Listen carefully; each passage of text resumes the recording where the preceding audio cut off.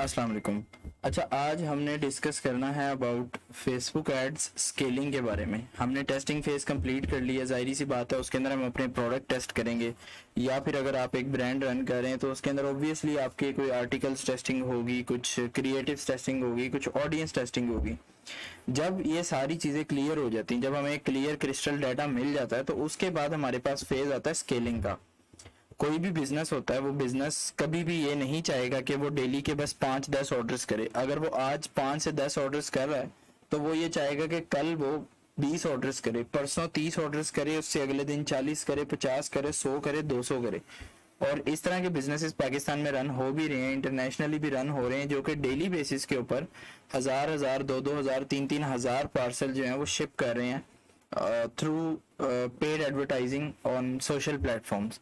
For now हम यहाँ पे बात करेंगे स्केलिंग होती क्या चीज़ है, ठीक है। स्केलिंग को कब करना चाहिए, क्यों करना चाहिए, क्या उसके फायदे हैं, क्या नुकसान है, और स्केलिंग के कौन कौन से मेथड हैं, ये सारी चीज़ें हम डिस्कस करेंगे। तो यहाँ पे हम चेक कर लेते हैं। सबसे पहला सवाल आता है स्केलिंग होती क्या चीज़ है।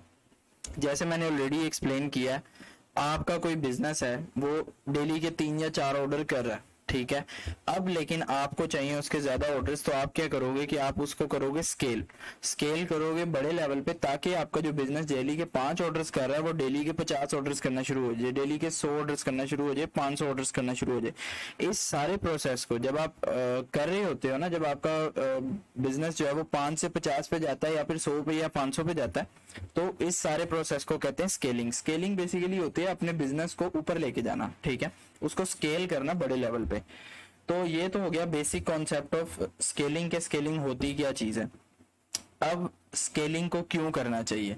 देखें, कोई भी बिजनेस है, जब तक वो छोटे लेवल पे काम करता रहेगा। फॉर एग्जांपल, आज मैं एक बिजनेस स्टार्ट कर रहा हूँ। बंदा बिजनेस किस लिए स्टार्ट करता है, पहले उसका कॉन्सेप्ट समझना चाहिए। बिजनेस बंदा इसीलिए स्टार्ट करता है कि वो आज अगर 10,000 रुपये कमा रहा है तो कल वो 20,000 रुपये कमाए, परसों 30,000 रुपये कमाए। कोई भी बंदा बिजनेस इसलिए नहीं स्टार्ट करता कि बस उसको मंथली 50,000 आ जाए, नहीं। अगर उसे मंथली 50,000 फिक्स चाहिए तो वो जॉब कर ले जाके, ठीक है, बिजनेस ना करे।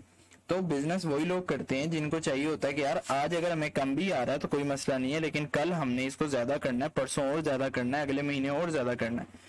तो इसलिए स्केलिंग लाजमी होती है। कोई भी बिजनेस है, कोई भी मॉड्यूल है, फॉर एग्जांपल आप कोई क्लोथिंग का ब्रांडेड स्टोर रन कर रहे हैं, या फिर आप कोई व्हाइट लेबल स्टोर रन कर रहे हैं, या फिर आप कोई drop shipping store international market में, यूएई मार्केट में कर रहे हैं, या फिर वट एवर, कोई भी ब्रांड है, कोई भी चीज है, आपने उसकी अगर स्केलिंग लाजमी करनी होती है। कोई भी बिजनेस मॉड्यूल है, ठीक है। अब वो सर्विसेज का भी हो सकता है। फॉर एग्जांपल, मैं सर्विसेज दे रहा हूँ तो मैं उस मॉड्यूल को भी अच्छी तरह से स्केल कर रहा हूँ, ठीक है, मैं उसकी भी स्केलिंग लगा रहा हूँ। क्यों? उसकी वजह यह, आज मेरे पास 4 क्लाइंट्स हैं, मैं चाह रहा हूँ कि कल मेरे पास 10 क्लाइंट्स हों, परसों 20 हों, फिर 50 हों, फिर 100 हों, इस तरह मेरे क्लाइंट्स हों, ताकि मेरी एजेंसी भी स्केल करे, ठीक है। तो ये सारी चीजें अब हम इस वजह से करते हैं स्केलिंग, ठीक है, और ये करनी चाहिए, लाजमी होती है। अब इसको करने के क्या क्या मेथड्स हैं, और इसको करने के लिए किन किन चीजों का ख्याल रखना पड़ता है, ये हम चेक कर लेते हैं।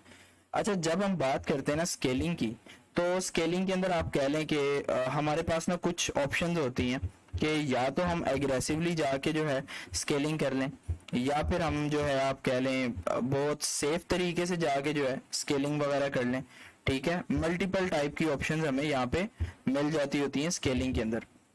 तो हमारे पास पहला मेथड होता है सेफ स्केलिंग का, ठीक है, मैं यहाँ पे लिख देता हूँ ताकि आप लोगों को थोड़ा सा याद रहे। दूसरा मेथड होता है एग्रेसिव स्केलिंग का। इसके अंदर आपका बजट वगैरह भी जा रहा होता है अच्छा भला, और आप लोग काफी ज्यादा जो है ब्लीडिंग भी कर रहे होते हो somehow in starting phases. अगर आपका एक्सपीरियंस वगैरह ज्यादा नहीं होता तो आप लोग साथ के साथ जो है इसको आप कह लो, इसके अंदर ब्लीडिंग भी हो रही होती है आपकी। मैं यहाँ पे जरा इसको थोड़ा सा जो है सही कर देता हूँ। स्केलिंग मेथड्स, फर्स्ट आ गया aggressive scaling, then safe scaling.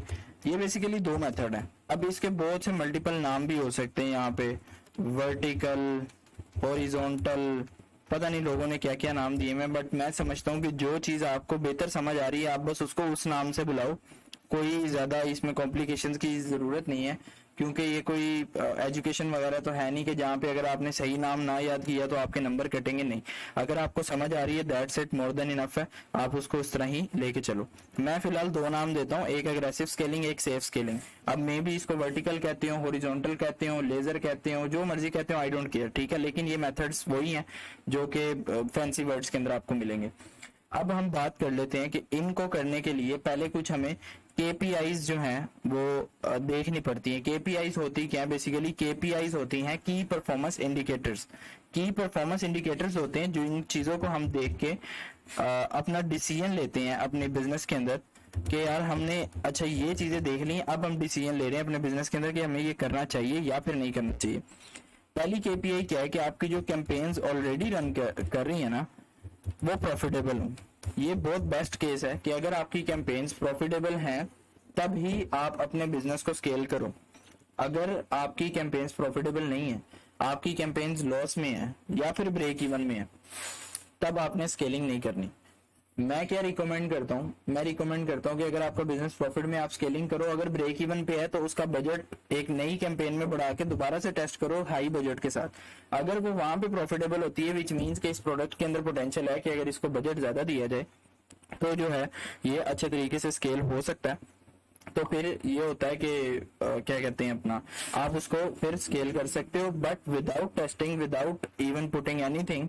मैं नहीं रिकमेंड करता कि अगर आप ब्रेक इवन पे हो या लॉस पे हो तो आप अपनी कैंपेन्स को स्केल करो, ठीक है। फर्स्ट थिंग ये। दूसरी जो मेरी पर्सनल रिकमेंडेशन होती है, मेरी पर्सनल रिकमेंडेशन वो ये होती है 50 परचेजेस इन लास्ट 7 डेज। अगर आपकी कैंपेन ने 50 परचेजेस दी हैं लास्ट 7 दिनों में, मैं तब रिकमेंड करता हूं कि आप उसको स्केल करो। अब ये जरूरी नहीं है कि आप इसको तभी स्केल करो, मतलब आप उससे पहले भी कर सकते हो। मैं खुद भी कर देता हूं उससे पहले, ऐसा नहीं है कि मैं नहीं करता, मैं कर देता हूं खुद भी उससे पहले।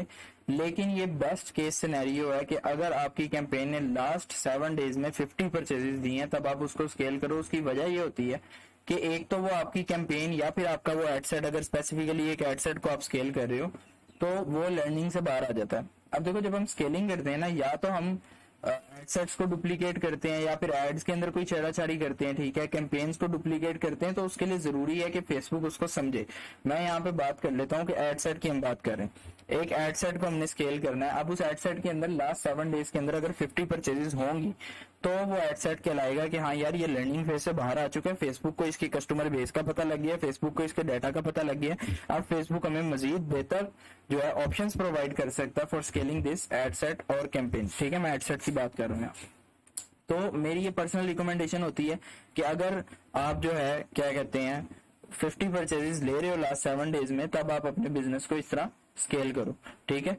और उसके अलावा एक और चीज ये, अब लोग कहेंगे यार हमने जो पीछे स्ट्रेटेजीज डिस्कस की हैं उनमें तो कोई भी ऐसी स्ट्रेटेजी नहीं है कि जो 50 परचेजेस दे रही हो इन 7 डेज, क्यों? उसके अंदर हमने बजट लो लगाया। अब इसका क्या तरीका? देखो आप एक लो बजट के साथ आप एक प्रोडक्ट टेस्ट कर रहे हो, ठीक है, और आपको उस प्रोडक्ट के अंदर कॉस्ट आ रही है 500 रुपए की आ रही है कॉस्ट पर परचेज आपकी, सही है। मैं यहाँ पे मान के चल लेता हूँ 500 रुपए की कॉस्ट पर परचेज। अब आपको चाहिए 50 परचेजेस, ठीक है, ये बनेंगी 25,000 की डिवाइडेड बाय 7, ठीक है।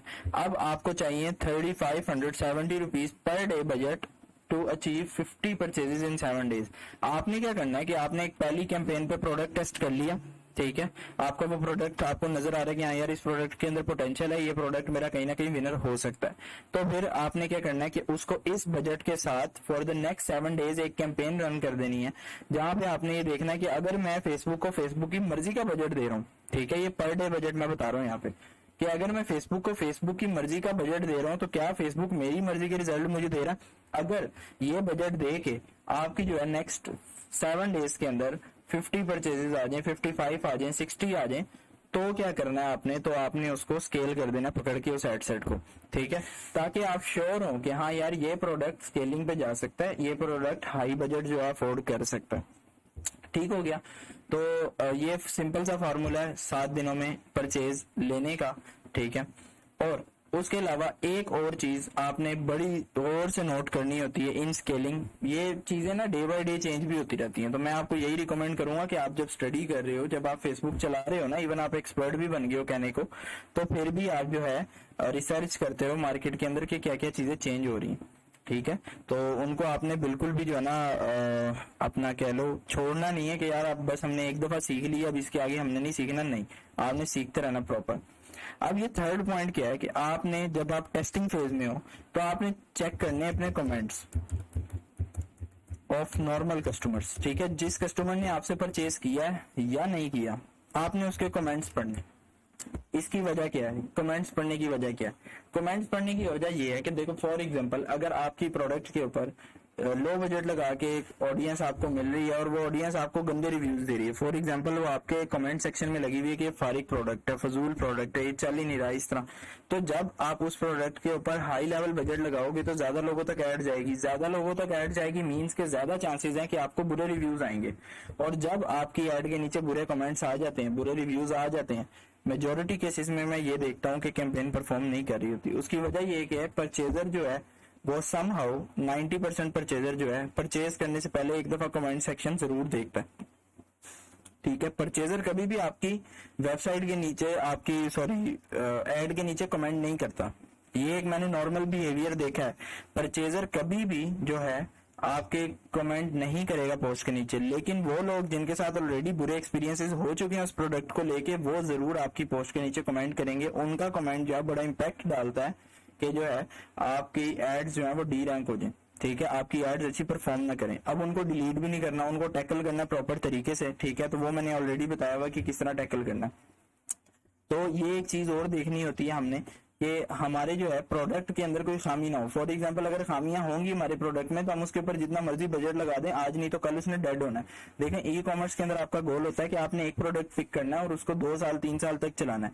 फॉर एग्जाम्पल मैं यहाँ पे वाइड लेवल ड्रॉप शिपिंग को हटा देता हूँ, मैं कहता हूँ यार मैंने कोई प्राइवेट लेवल काम करना है, मैंने कोई नीश बनानी है। तो प्राइवेट लेवल के अंदर कोई अगर मैंने नीश सेलेक्ट करके काम करना है तो ऑब्वियसली मुझे एक ऐसी नीश चाहिए होगी जिसको मैं 3 से 4 साल रेगुलरली चला सकूं। मैं हर महीने तो उसके अंदर नीश नहीं ना चेंज कर सकता, अगर नीश चेंज करूंगा तो फिर तो वो मेरा प्राइवेट लेवल ही ना रहा। तो ये काफी ज्यादा फैक्टर्स हैं जो बिजनेस पॉइंट ऑफ व्यू से आपने देखने होते हैं खुद।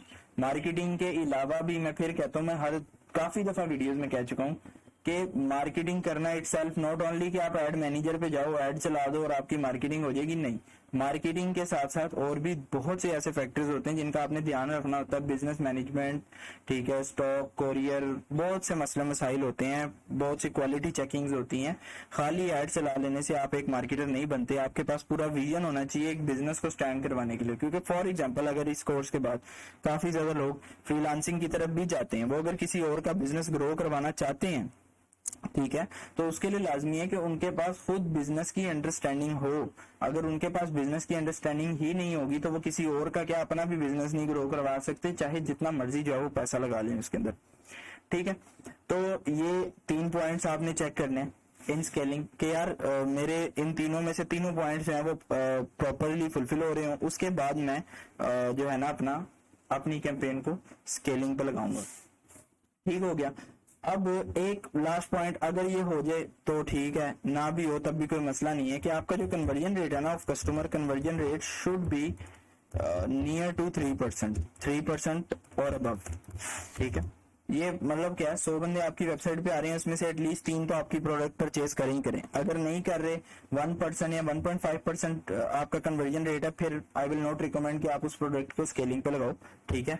और अगर ये पॉइंट फुलफिल नहीं भी हो रहा ना तब भी कोई मसला नहीं है, ये बहुत इंपॉर्टेंट पॉइंट नहीं है, इसलिए इसके ऊपर मैं ज्यादा बात नहीं करूंगा। अभी आज जो है हम एक मेथड जो है बता देता हूं, मैं आपको एक मेथड डिस्कस कर लेता हूं आपके साथ कि हमने किस तरह स्केलिंग करनी है। ये one of the safest method है स्केलिंग का, ठीक है। फॉर एग्जांपल मेरे पास एक ये कैंपेन है, ठीक है। स्केलिंग क्या है, किस तरह क्या कुछ है, वो सब कुछ मैं एक्सप्लेन कर चुका हूँ, ठीक है। अब यहाँ पे ये चेक करना है, मेरे पास एक ये एड सेट है, यहाँ पे हम अज्यूम कर लेते हैं कि यहाँ पे 10 परचेजेस हैं, यहाँ पे 5 परचेजेस हैं और यहाँ पे 2 परचेजेस हैं, ठीक है। हम ये अज्यूम कर रहे हैं फिलहाल। तो यहाँ पे मैं चेक कर रहा हूँ कि मेरा ये एड सेट 1 एडवांटेज प्लस वाला जो है ये बहुत अच्छा परफॉर्म कर रहा है। अब मैं क्या करूंगा, इसको स्केल करने का टाइम आ गया, ठीक है। वो पहले जो सारे फैक्टर्स मैंने बताए हैं वो सारे फुलफिल करवा लेना, उसके बाद ये डिसीजन लेना, ठीक है। अब जब मेरा इसका फुलफिल करने का टाइम आ गया, फॉर एग्जांपल इसके सारे पॉइंट्स मैंने फुलफिल करा लिए हैं, तो उसके बाद मैंने क्या करना है, ये one of the safest method of scaling कि मैंने यहाँ से इसके बजट को जस्ट एडिट करना है। अब बजट कितना एडिट करना है, 2000 रुपए में मुझे 10 परचेजेस आ रही हैं एक दिन में। अब कोई नॉर्मल बंदा होगा ना लालची, वो कहेगा यार मैं इसका बजट कर देता हूँ 10,000 ताकि मुझे दिन की जो है ना क्या कहते हैं अपना 200 परचेजेस आ जाए, ठीक है, जो भी वट जितनी भी बनता है, मुझे नहीं आइडिया। लेकिन फेसबुक या फिर कोई भी और सोशल प्लेटफॉर्म आपको क्या रिकमेंड करता है, वो आपको रिकमेंड करता है कि जब भी आपने अपना बजट बढ़ाना है किसी भी कैंपेन का या फिर किसी भी एड सेट का, तो आपने 20 से 25% के बीच बीच में आपने अपना बजट बढ़ाना है ताकि उसका एल्गोरिदम भी डिस्टर्ब ना हो, आपकी कैंपेन्स भी लर्निंग में ना जाएं और आपकी कैंपेन्स प्रॉपर्ली परफॉर्म करना शुरू कर दें, ठीक है, विदाउट डिस्टर्बिंग एनीथिंग। तो यहाँ पे फॉर एग्जांपल मैं मान के चल लेता हूँ कि मेरा बजट है 2100 रुपए का।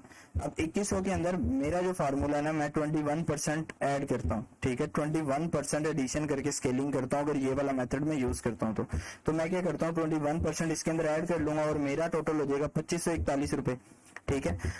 अब नॉर्मली इसके ऊपर कंट्रोल करना बहुत ज्यादा मुश्किल है। मुश्किल इस वजह से है कि बंदे को ना एक अर्ज आ रही होती है कि यार मैं जल्दी जल्दी बस स्केल कर दूं और जल्दी जल्दी मुझे ऑर्डर्स आना शुरू हो जाए, लेकिन इसमें बहुत पेशेंस के साथ आपने काम करना है। ये one of the safest method है कि यहाँ पे आपने 20 से 25% के बीच में बजट सेलेक्ट करना है और उसको स्केल कर देना। मैंने यहाँ पे इसको बजट सेट किया और मैंने इसको पब्लिश कर दिया, दैट्स इट, ठीक है। अब मैंने क्या करना है, अब मैंने इस कैंपेन को 24 आवर्स देखना।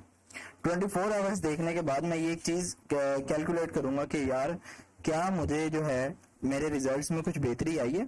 फॉर एग्जांपल यहाँ पे अगर 10 रिजल्ट्स थे तो क्या ये कल 12 हुए हैं बजट इंक्रीज करने के बाद, या फिर ये 10 के 10 ही है। अगर तो 10 के 10 भी हैं तब भी समहाउ एक्सेप्टेबल है, ठीक है, समहाउ एक्सेप्टेबल है। आप क्या करोगे, अगले दिन फिर 25% तक जो है बजट इंक्रीज कर दोगे, ठीक है। लेकिन अगर ये यहाँ पे 10 से 6 हो जाएंगे या फिर ये यहाँ पे 10 से 7 हो जाएंगे, 10 से 8 हो जाएंगे या इवन 9 हो जाएंगे, रिजल्ट्स अगर डाउन हो जाएंगे, तो फिर आपने क्या करना है, आपने फिर at the same time next 24 hours के बाद, फॉर एग्जांपल मैं आज अगर 12 बजे रात के ये बजट छेड़ाछाड़ी कर रहा हूँ तो मैंने अगले दिन 12 बजे के बाद ही चीजों को एनालाइज करना है। मैंने अगले दिन 6 बजे या 2 बजे बैठ के नहीं परेशान हो रहा होना कि यार ये क्या हो गया मेरी कैंपेन्स के साथ, नहीं, मैंने पूरे 24 घंटे का टाइम देना। अगर तो बराबर परफॉर्म या अच्छा परफॉर्म कर रही होगी तो 20% मजीद बढ़ा देना, अगर बुरा परफॉर्म कर रही होगी तो फिर हमने 20% डिक्रीज कर देना। अगर तो बराबर परफॉर्म कर रही होगी तो उस केस में आपने सिस्टम भी बराबर रखना है। फॉर एग्जांपल 2541 लगा के भी 10 परचेजेस ही आ रही हैं, आपने मजीद उसको 24 आवर्स के लिए रन होने देना, ठीक है। अगर 11 परचेजेस आ रही हैं तो 20% मजीद बढ़ा देना, ठीक है। समझ रहे हो आप लोग मेरी बात को कि किस तरह हमने स्केलिंग करनी होती है, ये सेफेस्ट मेथड है। और अगर रिजल्ट्स नहीं आ रहे, फॉर एग्जाम्पल मैं यहाँ से इसको स्केल करके ले गया हूँ आहिस्ता आहिस्ता, 4-5 दिन रेगुलर इसने बड़े अच्छे रिजल्ट्स दिए हैं, अब मैं इसको स्केल कर रहा हूँ पकड़ के, ठीक है। 5वें दिन जाके जब मैंने 20% इंक्रीज किया ना बजट, उसके बाद इसकी परफॉर्मेंस खत्म होना शुरू हो गई। तो आपने ये नहीं करना कि फॉर एग्जाम्पल हमने यहाँ पे 2100 से शुरू किया था और करते करते करते करते हम 3900 पे फॉर एग्जाम्पल आ गए हुए हर रोज का 20% बढ़ाते हुए। तो जब 3900 पर डे पे आ गया और रिजल्ट डाउन हो गए, तो आपने ये नहीं करना कि डायरेक्ट आपने इसको 2100 कर देना कोर बजट, नहीं, आपने तब भी डिक्रीज अगर करना है तो 25% तक ही करना है मैक्सिमम, और वो भी 24 आवर्स के गैप के साथ। ये ना हो कि आप अभी 12 बजे 25% डिक्रीज कर रहे हो, 3 बजे फिर 25% डिक्रीज कर रहे हो, 6 बजे फिर 25%, पूरी कैंपेन का बेड़ा गर्क हो जाएगा अगर 24 आवर्स से पहले आप लोग कोई ना कोई छेड़ाछाड़ी करते हो, ठीक है। तो ये वन ऑफ द सिंपलेस्ट और सेफेस्ट मेथड है स्केलिंग का जो हम यूज कर रहे होते हैं फेसबुक एड्स के अंदर। अभी मेरा मेन फोकस था कि मैं इस वीडियो के अंदर बताऊं कि स्केलिंग होती क्या है, कौन कौन से केपीआईज हैं, क्यों करनी चाहिए, कैसे करनी चाहिए, वो सारे मेथड्स मैं आपको बताऊंगा। अभी नेक्स्ट वीडियो भी इसकी बनाएंगे कि स्केलिंग के अगले मेथड्स क्या है और किस तरह हम स्केलिंग करते हैं, फिर कुछ एडवांस लेवल स्केलिंग ट्रिक्स भी हम देखेंगे इसके अंदर, ठीक है। तो ये आप कह लोगे ये सारी चीजें हैं, इस तरह आपने प्रॉपर्ली इसको समझ के चलना। अब जिन लोगों को मेरी बात नहीं ना समझ आ रही इस टाइम पे, वो ये काम करें कि जब मैंने इसके अंदर छेड़ाछाड़ी करना शुरू की थी ना, तब से लेके अब तक की वीडियो जो है ना वो 5-6 दफा देख लें, ताकि उनको प्रॉपर्ली समझ आ जाए, उन्हें किसी से सवाल ना करना पड़े, उन्हें किसी से पूछना ना पड़े, ठीक है।